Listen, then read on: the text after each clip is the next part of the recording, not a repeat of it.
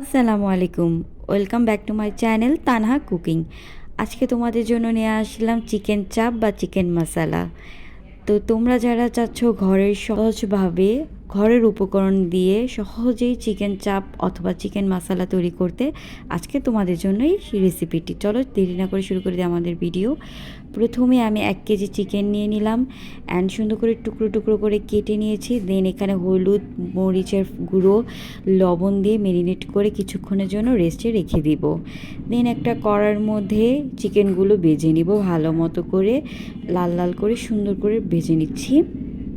ভেজে নেওয়ার পরে চিকেনগুলো উঠিয়ে নিব কড়াই থেকে। দেন আরেকটা কড়াইতে একটু তেল দিয়ে পেঁয়াজ দিয়ে নিব। দেন কিছু গরম মশলা দিয়ে নিচ্ছি। দেন ভালো করে পেঁয়াজটা নাড়াচাড়া করে এখানে দিয়ে দিচ্ছি টমেটোর পেস্ট। তারপর দিয়ে দিলাম আদা রসুনের পেস্ট। তারপর হলুদের গুঁড়ো, মরিচের গুঁড়ো, গরম মশলা, জিরের ফাঁকি দিয়েছি, ক্লিপটা নিতে ভুলে গিয়েছি, তোমরা জিরের গুঁড়ো দিয়ে ফেলো। দেন এখানে দিয়ে নিচ্ছি লবণ, দিয়ে ভালো মতন মশলাটা কষিয়ে নিব। মশলাটা কষানোর পরে এখানে ভাজা মুরগির মাংসটা আমি মশলার মধ্যে দিয়ে ভালো করে নেড়েচেড়ে ভালো মতো কষিয়ে নিচ্ছি। দেন একটা ঢাকনা দিয়ে ঢেকে দিলাম। কষানোর পরে এই তো আমার চিকেনের উপরে একটু গরম পানি দিয়ে দিলাম ভালো মতো রান্না হওয়ার জন্য মাংসটা। চিকেনটা এখানে রান্না করতে দিয়ে আমরা রুটি বানানোর জন্য প্রস্তুতি নিচ্ছি। প্রথমে 1 কাপ আটা নিয়ে নিয়েছি পরিমাণ মতো। দেন ইস্টের গুঁড়ো, দেন লবণ, তারপর দিয়েছি গুঁড়ো দুধ, স্বাদ মতো চিনি, এরপর দেওয়া হয়েছে সয়াবিন তেল, দিয়ে ভালো মতো মিক্সড করে নেওয়া হলো।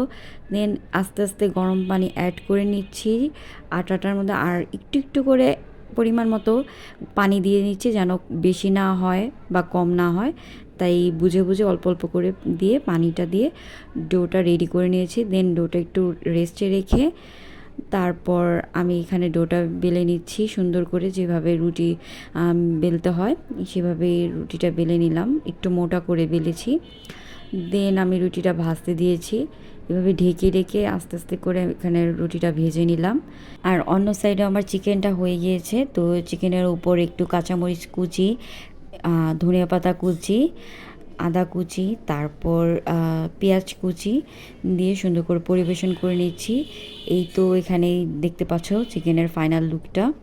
তো তোমাদের কাছে আশা করি ভালো লাগবে আমার এই রেসিপিটা। আর এরপর একটু লেবুর রস দিয়ে নিচ্ছি।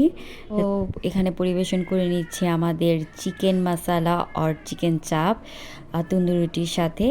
তো আশা করছি তোমাদের কাছে আমার এই রেসিপিটা ভালো লাগবে। যদি ভালো লেগে থাকে অবশ্যই লাইক, কমেন্ট অ্যান্ড শেয়ার করতে ভুলো না। সাথে আমার চ্যানেলটা সাবস্ক্রাইব করে দিও। আল্লাহ হাফেজ।